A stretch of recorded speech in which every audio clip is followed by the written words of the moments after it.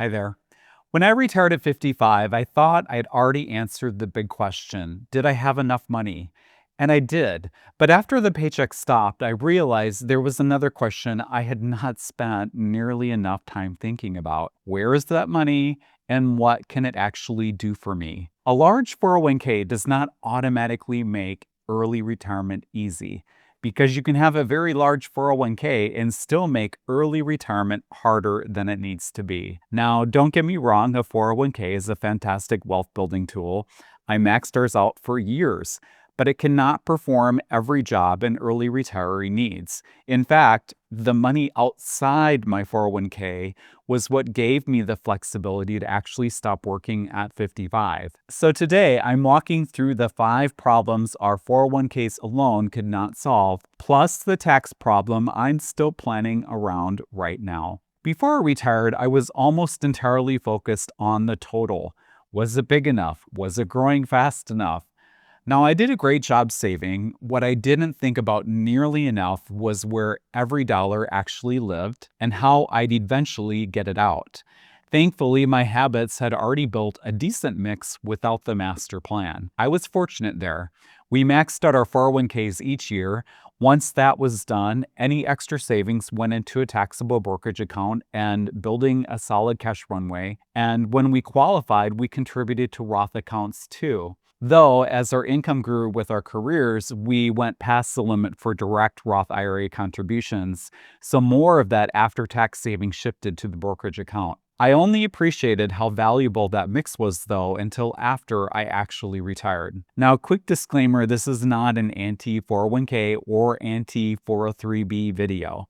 And for the sake of simplicity, whenever I talk in this video about a traditional 401k account, know that most of what I'm saying also applies to a traditional 403b. Now, I still think these can be one of the best tools available for building retirement wealth. You may get an employer match, an immediate tax benefit, automatic investing, and access to low-cost funds. That's a pretty great package, but my point is narrower. A 401k is excellent at being a 401k, but it's not necessarily built to also be your early retirement bridge, your health insurance strategy, your market crash shock absorber, and your tax control system all at once. And therein lies the problems for early retirees. So let's get into the 5 problems if most of my retirement wealth was in our 401ks alone. The first problem is access at the age I want to retire at. Now, the retirement system is based on age. 55 for the rule of 55. 59 and a half is generally when the 10% early withdrawal penalty stops applying to retirement account distributions.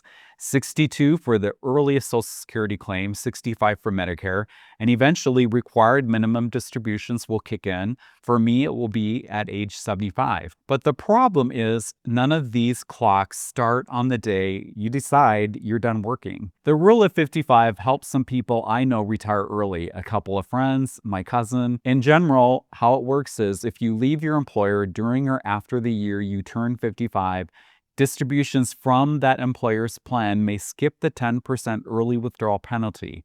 You'll still owe ordinary income tax. The details depend on the plan, and it generally doesn't apply once the money's rolled into an IRA. But it wasn't my bridge. When I decided to retire early, I hadn't been at my current employer long enough to build a really good 401k balance that could fund early retirement on its own. What made it possible was my taxable brokerage account, which I could withdraw from at liberty with no age requirement and had a great pool of money in there that would support our early retirement. So this is the first lesson to be aware of. Having enough money to retire early and having enough accessible money that you qualify for by age, or you have enough in an account that has no age restrictions, like the taxable brokerage account I had, are what really matters. You can have enough money, but the question is if it's an accessible accounts you can pull from without any sort of penalty. The second problem with the 401k is having the ability to control my reported income for health insurance before Medicare. This is where the taxable brokerage account I have really shines. ACA marketplace subsidies are based on household modified adjusted gross income, or MAGI. When I sell from a taxable account to fund my retirement, I can choose which shares to sell, generally picking higher cost basis shares first because only the gains counts as income, not the full sale amount. That's very different from a traditional 401k withdrawal where the whole distribution is generally taxable and it's also taxed under the ordinary income tax brackets used for wages, rather than at the preferential long-term capital gains rates. And depending on my total income for the year, the federal tax rate on that gain could potentially be zero. In fact, in keeping your income low enough to qualify for ACA subsidies, there is a very good chance that our long-term capital gains would also fall within the 0% federal capital gains bracket. But here's one important distinction. Even a capital gain taxed at 0% still counts as income when the marketplace calculates potential ACA subsidies. So the taxable brokerage account does not make reported income disappear for ACA health insurance. But what this account does give me is much more control. Instead of every dollar I withdraw counting as income, only the gain portion of what I sell may increase my MAGI as well as any dividends I receive.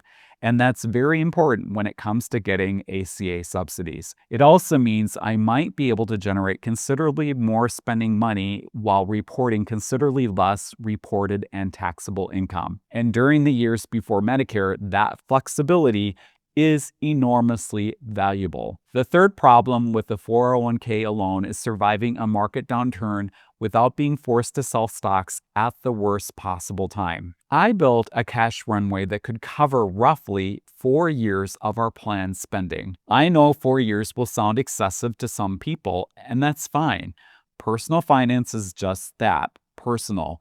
And this is what enables me to sleep very well at night and pretty much ignore the whims of the stock market. And of course, there is some logic why I built this solid cash runway to cover me for 4 years before I retired. It's because historically, the average bear market has lasted around 10 months, but that only measures the decline from the market's previous high to the bottom. It does not include the additional time the market may need to climb all the way back up to where it started. Looking at the entire journey from the previous market high through the decline and back to a full recovery, one historical analysis found a median of about 28 months. Now that number varies depending on the period studied and how recovery is measured, and some recoveries have taken considerably longer. So my 4-year runway was not chosen because I believe every downturn will be over within 4 years. History makes no such promise. I chose it because it gives me a substantial cushion beyond what a typical bear market and recovery have historically required and what I'm comfortable with. And this matters because of something called sequence of returns risk. When you are still working and contributing money, a market decline can actually help you because you are buying investments at lower prices. But once you retire and begin withdrawing money, the situation changes. If I am forced to sell stocks after they have fallen significantly, I lock in those losses. I also sell more shares to produce the same amount of spending money, leaving fewer shares invested to participate in the eventual recovery. And if that happens during the first several years of retirement, it can create lasting damage to the portfolio, even if the market's long-term average return eventually looks perfectly normal. My cash runway is designed to greatly reduce the likelihood that I will have to do that. Along with the cash, I also keep a bond cushion as another less volatile safety net. Together, they give me options. If stocks are down, I can spend from cash rather than selling them at depressed prices. If a downturn lasts longer than expected, the bonds provide an additional layer of flexibility and protection. The important part for me is not predicting exactly how long the next downturn will last. It is knowing that I should not have to sell stocks at severely depressed prices just to pay my bills. My cash runway buys time for the market to recover and gives me a lot of peace of mind and prevents me from reacting emotionally when the market does drop. When the markets do recover, I can sell investments and begin refilling the runway. Now I know, of course, that holding that much cash does have a cost.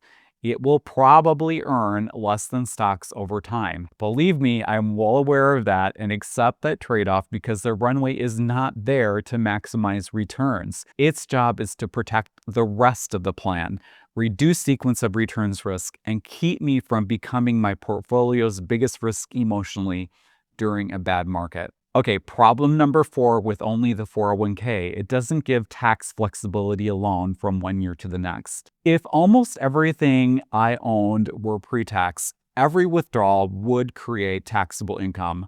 No way around that. But thankfully, with cash, the taxable brokerage account, Roth money, and traditional retirement accounts like our 401ks and IRAs, we actually have choices. Some years I can lean on cash or sell high-cost basis shares. Other years, especially once we're on Medicare, I might pull from a pre-tax account or do a Roth conversion instead while staying in a given tax bracket. These different accounts give me different control knobs for my retirement planning. The 401ks gave me a tax break on the way in. The brokerage account gives me access now. Cash gives me stability and peace of mind. Roth money grows tax-free for later. 4 different tools, 4 different jobs, and each one behaves differently at tax time. Problem number 5, a 401k only plan can pressure you to claim Social Security earlier. The 5th problem is not Social Security itself, and it's not that a 401k somehow prevents me from delaying Social Security. The problem is what could happen if nearly all of our retirement money were concentrated in a 401k. Every year you delay Social Security and retirement, of course, you still need money to live on. If a 401k were my only meaningful source of retirement income, then delaying Social Security would require me to take larger withdrawals from the 401k year after year. At some point, it could become tempting to claim Social Security early.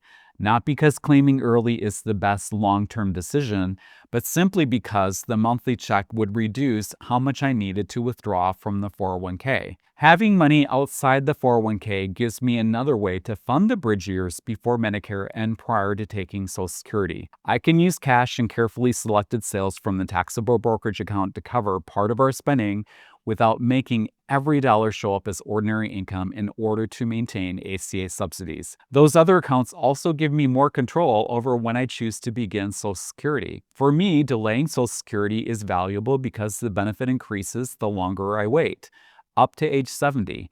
It also provides a larger inflation-adjusted income stream later in life. And I want delaying Social Security to be a choice, not something where I feel forced to claim earlier just to relieve pressure on the portfolio. Money outside the 401k helps create that choice. All right, so far, these problems have mostly been about creating flexibility during the early years of retirement.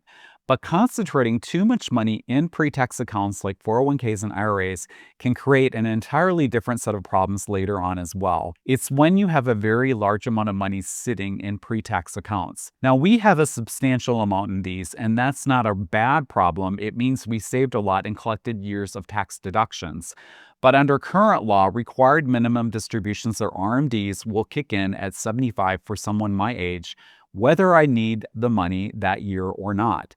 The problem with this is those required withdrawals can push me into a higher tax bracket and, generally 2 years later, potentially raise my Medicare premiums through IRMAA. But honestly, the tax isn't even what bothers me most, although believe me, I'm not happy about that either. What bothers me most is losing control over when income shows up. That's part of why Roth conversions may be in our future, but conversions have to be balanced against marketplace subsidies right now, increasing Medicare premiums later due to IRMAA, and today's tax brackets against tomorrow's.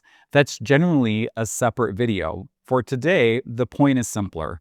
Stacking everything into pre-tax accounts may mean creating a later problem with RMDs. So looking back, do I wish I'd put less into the 401ks and even more into the brokerage account?